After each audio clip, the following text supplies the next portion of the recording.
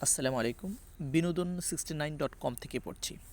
নবম pay scale আসছে ৩ ধাপে। বেতন শুরু জানুয়ারি ২০২৬ থেকে। ৩ ধাপে আসছে নবম পে স্কেল। ২০২৬ সালের জানুয়ারি থেকেই কার্যকর।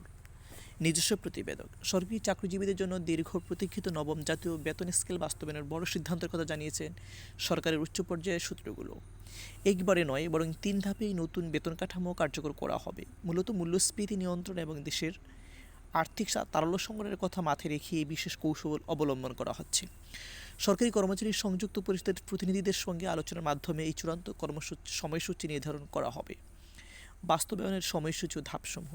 নতুন এই পরিকল্পনা অনুযায়ী পে স্কেলের সুবিধাগুলো পর্যায়ক্রমে প্রদান করা হবে। প্রথম ধাপ, আগামী ২০২৬ সালের জানুয়ারি মাস থেকে মূল বেতন স্কেল কার্যকর করা হবে, অর্থাৎ বছরের শুরুতেই নতুন কাঠামো অনুযায়ী মূল বেতন পাবেন কর্মচারীরা। দ্বিতীয় ধাপ, মূল বেতনের পাশাপাশি বিভিন্ন ধরনের ভাতা দিয়ে কার্যকর করা হবে ২০২৬ সালের জুন মাস থেকে। তৃতীয় ধাপ, বেতন ও ভাতার বাইরে অন্যান্য যে সুযোগ সুবিধাগুলো রয়েছে সেগুলো পরবর্তী সময়ে নির্ধারণ ও কার্যকর করা হবে। কর্মীদের মধ্যে মিশ্র প্রতিক্রিয়া ও স্বস্তি।